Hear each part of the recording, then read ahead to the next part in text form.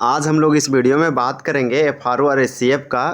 आप जानते हैं कि किस स्तर से इसमें जो है से लोगों ने एमआर सीट पर जो से हेर फेर किया। तो इस एग्ज़ाम बहुत ज़्यादा कंट्रोवर्शियल है और ये शुरुआत से ही कंट्रोवर्सी बना हुआ था एफआरओ एससीएफ को लेकर।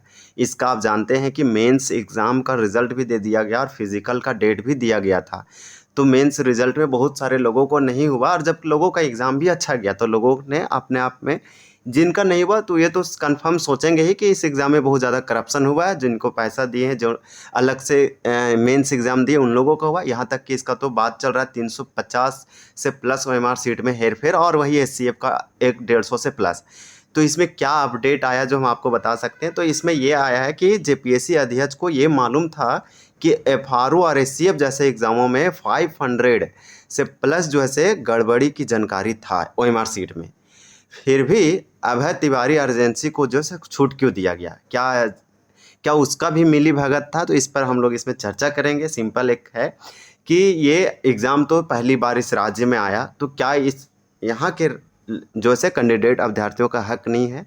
ये एग्ज़ाम अपने आप में जेपीएससी जो है से फ्री एंड फेयर तरीके से कराती। ये मोस्ट चांस अब तो ये बन रहा है, इसका मुद्दा तो उठेगा ही और मूवमेंट होगा कि जेपीएससी के द्वारा जो एफआरओ एससीएफ है ये बहुत स्तर लेवल पे जो है करप्शन हुआ, तो इसे तो कैंसिल करना ही चाहिए।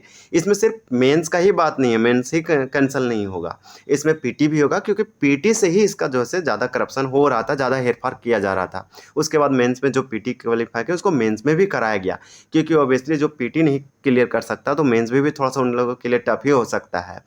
तो ये जो जेन्युइन कैंडिडेट होते हैं, इसमें हम नहीं बता रहे, हम नहीं इसमें बोल सकते हैं कि एकदम जेन्युइन कैंडिडेट का नहीं हुआ मेंस से, उन लोगों का हुआ, उन लोगों का फिजिकल भी था। मतलब कुछ कैंडिडेट का जो से इस रिजल्ट में आप देखेंगे तो एकदम ऑथेंटिक भी थे बहुत सारे लोग, और बहुत सारे ऐसे थे जिनका कुछ नाम पता कुछ नहीं था, कहाँ से आए थे, कैसे आए थे, एकदम सीरियल आपको मिल जाएगा लाइन बाय लाइन, जो कि गलत था। एफआरओ एससीएफ आप दोनों में देख सकते हैं।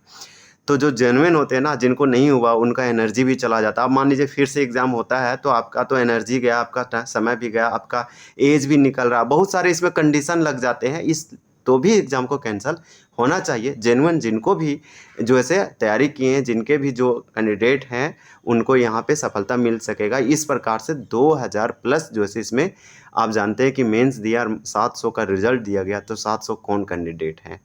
तो ये अगर जेपीएससी को इतने जानकारी मालूम था इसमें करप्शन को लेकर, इसमें जो है हेर फेर को लेकर, तो कहीं ना कहीं एक्शन लेना चाहिए था। इसमें क्या जानकारी है जो आप जान सकते हैं? तो इसमें जेपीएससी अध्यक्ष को एक कर्नाटक का कोई व्यक्ति थे जो से इसमें बताया गया था। मतलब सिंपल, जेपीएससी के पूर्व जो अध्यक्ष एल ख्यांग थे, जो इस्तीफा दे दिए, उनको जो है से कथित तौर पर परीक्षाओं में जो गलती हो रहा है, अनियमितता है, उसके बारे में जानते थे, तो भी इन कार्रवाई क्यों नहीं किया? यही सबसे बड़ी बात है। जांच उनको करवाना चाहिए था और खुद संलिप्तता से, ये तो नहीं कहा जा सकता कि उनका भी इसमें इन्वॉल्वमेंट था या नहीं था, लेकिन अध्यक्ष के पद पर नाते उनका तो एक कर्तव्य है कि एग्ज़ाम एकदम पूरा टाइटली हो, फ्री एंड फेयर हो।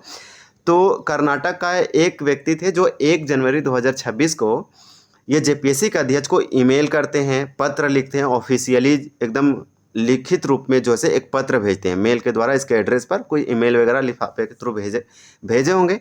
अब ओएमआर सीट में हेर फेर करने के लिए इस्तेमाल किए गए नामों, उसमें उस जो एप्लीकेशन लिखे थे उसमें नाम, मोबाइल नंबर, 3-3 4-4 मोबाइल नंबर, उसके बाद तारीख का पूरा डेट एकदम हूबहू सब कुछ दिया गया। और वही चीज़ अभी जो है वायरल हो रहा है पत्र। और आपको बता दें कि यही जो है अभी कुछ कुछ खुलासा हुआ है, जब सीआईडी का छापा लगा तब वही जो लोग पकड़ा रहे हैं जो उस समय वो 1 जनवरी 2026 को लिखे थे। और एग्ज़ाम ये जो है आप जानते हैं कि किस प्रकार से इसमें धांधली हो रहा था।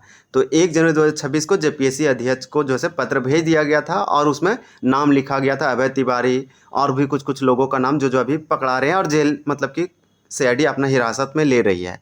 और मोबाइल नंबर भी वही, मतलब कि वही मोबाइल नंबर मिला जो अभय तिवारी यूज कर रहे थे, और वो अपना मोबाइल नंबर नहीं, किसी दूसरा का मोबाइल नंबर मतलब पर्सनली यूज करते थे।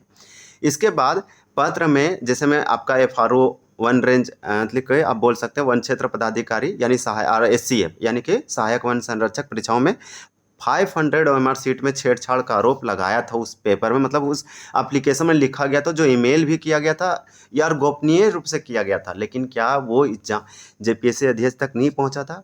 पक्का पहुंचा होगा, उसका अगर कोई ईमेल करेंगे, उसके एड्रेस पर भेजेंगे, उसके आवास पे भेजेंगे, ओपीएससी के चेयरमैन को भेजेंगे तो ऑब्वियसली उनके पास तक जाएगा, या तो ईमेल से डायरेक्टली तो उनके तो मोबाइल में या लैपटॉप में चला जाएगा। जब इतने सारे डिटेल से बताया गया कि कौन कौन लोग शामिल है और वही अभी छापा पड़ने पर वही खुलासा हो रहा है, और वो आदमी कैसे इतना सारा कुछ डिटेल जानता था, तो कहीं ना कहीं आप शक के दायरे में सारे लोग आते हैं, ऐसा बात नहीं है। तो कहीं ना कहीं अब देखिए, मान लीजिए दो आदमी है, दो आदमी करप्शन कर रहा है, अब दोनों में मतभेद हो गया कि नहीं आपको नहीं करवाएंगे, ऐसे वैसे थोड़ा सा लड़ा, तब वो अब जैसे कंप्लेन करने लगा अध्यक्ष को। तो ये भी हो सकता है, लेकिन अध्यक्ष को कहीं ना कहीं इसमें जो है मिली भगत आप बोल सकते हैं, या फिर अगर वो पहुंचा था, उनको जानकारी था, तो उनको एक्शन लेना चाहिए था। जब सब कुछ इनको बारे में मालूम था, कितने एजेंसी के कर्मचारियों जैसे में उस्मान और अवध सहित शामिल प्रमुख व्यक्तियों की पहचान की गई थी, इस पत्र में लिखा गया था। यहाँ तक कि अभय तिवारी, उसके मोबाइल नंबर, उसके छेड़छाड़, उसके नाम, सब कुछ था। और टीडी जहाँ यहाँ तक कि टीडीपीएल जो आपका जांच टीडीपीएल एजेंसी के भीतर एक सिंडिकेट की ओर इशारा करती थी, जिसे हेरफेर के जो है स्पष्ट सबूतों के बावजूद खुली छूट जो है जेपीएससी का अध्यक्ष दे रखा था, जबकि उसके पास पत्र में 2-3 पेज का लिखा हुआ था, और उनको इतना जब जानकारी था तो ये सब करना चाहिए।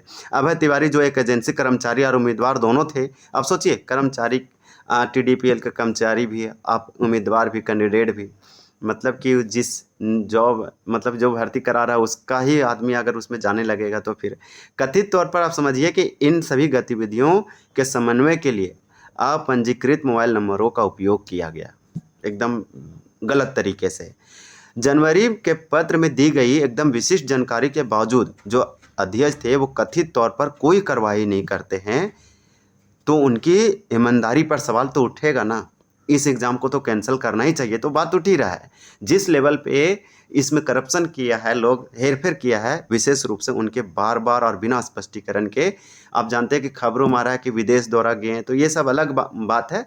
लेकिन जहाँ तक ये बात आता है कि एससीएफ और एफआरओ का लोगों का सिलेक्शन इसमें क्यों नहीं हो रहा था, बात है बहुत सारे लोगों का एग्ज़ाम अच्छा गया, देखिए लोगों का मेंस तक नहीं हुआ, जो बढ़िया बढ़िया कई बार मेंस दे चुके हैं।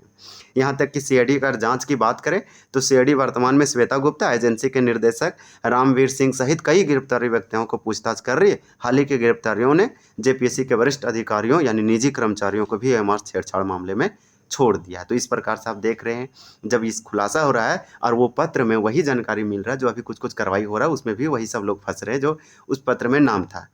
तो जेपीएससी और जितने भी परीक्षा हो वो सारे कैंडिडेट एकदम निष्पक्ष, सीबीआई का जांच होना चाहिए, सारे लोगों को हटाना चाहिए एकदम फ्रेश, जो अकाउंटेबिलिटी पर्सन हो, जवाबदेह को जो है समझना चाहिए ये सब शब्दों को और सुशासन और गुड गवर्नेंस जैसे चीज़ों को, तो वैसे लोग अच्छे से कर सकते हैं। जितना भी अनियमित है सारे अधिकारों, जितने भी अधिकारी या ऑफिसर्स हैं उसको हटाना चाहिए। मुकदमा चलाने की लोग सब मांग कर रहे हैं, धरना कर रहे हैं, और आने वाला समय में प्रोटेस्ट आपको बहुत ज़्यादा जोर पकड़ता हुआ दिखाई देगा झारखंड में, और यही सारे एग्जामों को लेकर दिखाई देगा। श्वेता गुप्ता से जब क्वेश्चन पूछा जाता है तो वो आंसर नहीं दे पाती है कि क्या आपको टीडीपीएल ब्लैक लिस्ट थी, इतने एग्जामों, इतने राज्यों में जब ब्लैक लिस्ट थी जेएसएससी के द्वारा किया गया था, तो आप उस पर मेहरबान क्यों थे, तो वो आंसर नहीं बोल पाती है। तो आप सिंपल समझिए कि ज़्यादा से ज़्यादा पॉसिबिलिटी है कि झारखंड के वन क्षेत्र पदाधिकारी और सहायक वन संरक्षण यानी कि सिंपल समझिए एससीएफ और एफआरओ यानी असिस्टेंट कंजर्वेटर ऑफ फॉरेस्ट और फॉरेस्ट रेंजर, ये दोनों एग्ज़ाम तो खतरा में है। मतलब कि जिन लिखित एग्ज़ाम तो छोड़ दीजिए, पीटी भी कैंसिल करके फ्रेश लेना चाहिए, क्योंकि आप देख सकते हैं किस स्तर से पीटी से ही इसका शुरुआत हो गया था। जेपीएससी पीटी बोलते हैं ना, बैकलॉग, ये रेगुलर और बैकलॉग में भी धांधली किया। ऐसा तो जेपीएससी के जितना एग्ज़ाम हुआ है मैं अप्रोक्स अभी 4 साल में, और जितना अभी जो प्रक्रिया में है और आने वाला, वो सारे इसके जो है दायरे में आता है। तो सारे को एकदम निष्पक्ष करना चाहिए और कुछ एग्ज़ामों को फिर से कंडक्ट कराने चाहिए और बहुत अच्छे से, ताकि सारे लोगों का जो है विश्वास बढ़े और इस पे जो है कहीं ना कहीं विश्वास कर सके, इसका जो है निष्पक्ष जो है बना रहे। तो ये इस प्रकार से आप बोल सकते हैं कि एफआरओ और एससीएफ के लिए आप जो है तैयारी लगातार करते रहिए। अभी समय लगेगा जेपीएससी में सुधरने में, जेपीएससी को सब चीज़ फिर से अब जेपीएससी का अध्यक्ष हटा है तो जेपीएससी का न्यू अध्यक्ष आएगा। आप जान रहे हैं कितना ये कंट्रोवर्शियल चीज़ है। यही अब यहाँ तक कि जेपीएससी एल खियांगते को अध्यक्ष चुनने में, जेपीएससी का अध्यक्ष बनाने में 11 महीने का समय लगा था। क्या इसीलिए अध्यक्ष को भी बनाया गया था? मुख्यमंत्री और कांग्रेस और जेएमएम के लोग बोलते थे कि आप अध्यक्ष, जब पूछा जाता था रिपोर्टर के द्वारा कि आप अध्यक्ष क्यों नहीं बना रहे हैं चेयरमैन, तो बोलते थे कि एक जिम्मेदार व्यक्ति को देंगे। देखिए कैसा जिम्मेदार व्यक्ति को दिया गया। सो आप इस वर्ड को समझ ही रहे होंगे। और काफ़ी समय लगा था। जब 11 से 14 जेपीएससी आया था रिजल्ट, मतलब रिजल्ट तो आ ही नहीं रहा था। क्यों नहीं आ रहा था? क्योंकि अध्यक्ष नहीं था। तो एक जिम्मेदार व्यक्ति को दिया, ऐसा जिम्मेदार व्यक्ति को दिया कि सब लेके, सबको अपनों भी डूबा, सबको लेके। अगर अध्यक्ष अवेयर रहता ना तो किसी को कुछ नहीं करने देता और किसी पे कुछ भी नहीं होता। इन लोग छूट दे दिया, सब मिली भगत बोल सकते हैं, लेकिन डायरेक्टली आप नहीं बोल सकते हैं क्योंकि आपके पास कुछ ऐसा साक्ष्य और प्रूफ नहीं है। अगर देखिए सीआईडी तो अभी हाल ही में सब कुछ जारी किया है, ईमेल और मोबाइल। अगर आपके पास कोई ऐसा सूचना है, इन्फॉर्मेशन है, कोई प्रूफ है, दस्तावेज है, आप बेहिजक कॉल कीजिए, आपका गोपनीयता रखा जाएगा। आप बोलिए, अभी मौका है, अभी नहीं बोलिएगा तो फिर आपको फिर कैसे होगा? जैसे हम 11 से 14 जेपीएससी में भी धान लिया, ऐसा नहीं कि आप नहीं बोल सकते। वहाँ टीडीपीएल क्या नहीं था? क्या वही अध्यक्ष नहीं था? वही अध्यक्ष जारी किया था। उसका आंसर कॉपी आज तक उसका पूरा बना रहा मुद्दा कि आज तक उसका रिचेक करवाना था, दिखाना था, कहाँ कुछ किया। तो इस प्रकार से हमें जहाँ तक लगता है कि सबसे ज़्यादा जो इन लोग किया होगा वो एफआरओ एससीएफ में किया होगा। क्या है कि इसमें टेक्निकल सारे लोग थे, तो ये जनरल के लिए मैं आप नहीं बोल सकते कि नहीं था। इसके कारण से ये इन लोग चाह कि ज़्यादा से ज़्यादा इसको ये साइड से। आप मेंस का एग्ज़ाम होटल में आप सुने होंगे कि महंगे महंगे होटल में लोगों को लिखवाया गया। जब रिजल्ट आता तो लोगों को पता चलता तो हुआ ही नहीं, किसका हुआ कोई नहीं जानता है। ऐसे लोगों का हुआ जो पीटी पास नहीं कर सकता है। आप देख रहे हैं अभी कैसा कैसा खुलासा हो रहा है। तो ये ज़्यादा चांस है कि इसका जो है से सिर्फ मेंस ही नहीं, इसका सिर्फ फिजिकल ही नहीं, इसका पीटी ही कैंसिल करके फिर से लेना चाहिए। सिर्फ इसी का नहीं, एफआरओ एससीएफ बैकलॉग जेपीएससी सारे को। तो मेरा ये मतलब इस पर राय था जो हम आपको बताएं। तो इस तरह से, हालांकि इसमें बहुत सारे लोग मेहनती रहते हैं, जेन्युइन होते हैं। बहुत लोगों का आसानी से मतलब कि जो से बहुत मेहनत करके निकालते हैं, पीटी वगैरह मेंस देते हैं और पता चलता है मेंस में नहीं हुआ। तब भी कुछ लोगों का हुआ है, क्योंकि ये पूरे सीट को तो नहीं कर सकता था, नहीं तो फिर तो और दिक्कत होता। जैसे बहुत लोगों का अच्छा एग्जाम गया, उसको कॉन्फिडेंस रहता है हाँ इस बार तो निकल जाएगा, अच्छा गया है तो ये हो जाएगा, क्योंकि आप मेंस देंगे बराबर तो आपको ये मालूम चल जाएगा। तो फिर ऐसे में भी कटघरे में तो आ ही जाएगा शक के दायरे में, और ऐसे भी आ ही रहा था। बराबर लोग इस पे जो से बात उठा रहे थे। तो चलिए मिलते हैं अगले अपडेट में, बताएंगे कि क्या क्या हो रहा है। कुछ अपडेट आएगा तो आपको बताएंगे। धन्यवाद।